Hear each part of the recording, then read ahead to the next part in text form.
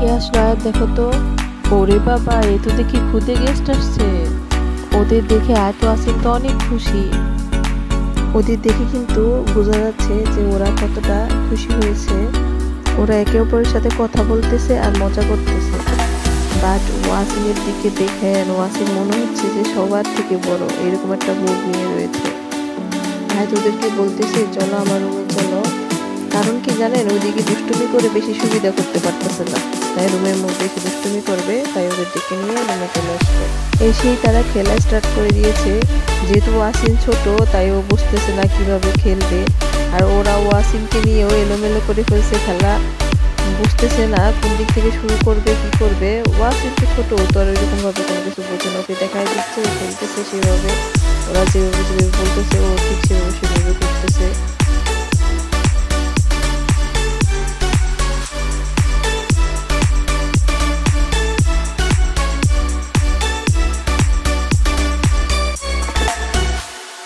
আমি বসে বসে ভাবতেছিলাম ওরা খেলতেছে খেলুক, আমি একটু কিছু রান্না করে নিয়ে আসি। সেটা ভাবতে ভাবতে মাথায় আসলো নুডলস আর সেমাই রান্না করা যাক। যেই কথা সেই কাজ, নিয়ে আসলাম তাদের জন্য রান্না করে। খাওয়া দাওয়া শেষ করে তারা অন্য একটা খেলা শুরু করে দিয়েছে।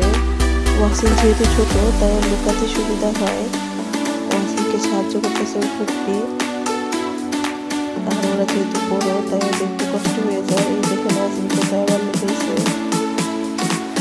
এক এক করে রাউন্ড শেপে ঘুরতেছে, এক একজনের পর এক একজন চোখ ধরতেছে। আর দেখেন কোথায় আসছে, এই জায়গায় ওয়াসিম একবার বসছিল, সেই জন্য আসছে। এই যে প্রাপ্তি, আয়াত সবাই বারান্দায় লুকিয়েছে। খেলতে খেলতে যেহেতু সবাই টায়ার্ড হয়ে গিয়েছে, তাই আবার ওদের জন্য চা বানালাম। ওরা বলছে যে চা খাবে। চা খেয়ে এনার্জি বানিয়ে তারা আবার খেলবে, সেই জন্য তারা চা খেতে রাজি হয়েছে। তো তারা মাঝখানে অনেক খেলছে, খেলা করতে শেষ করে তারা এখন চলে যাবে বাসায়, অনেক রাত হয়ে গিয়েছে। সেই জন্য দেখেন ওয়াসিম ওদের সাথে চলে যাচ্ছে আমাকে বাই বাই দিয়ে।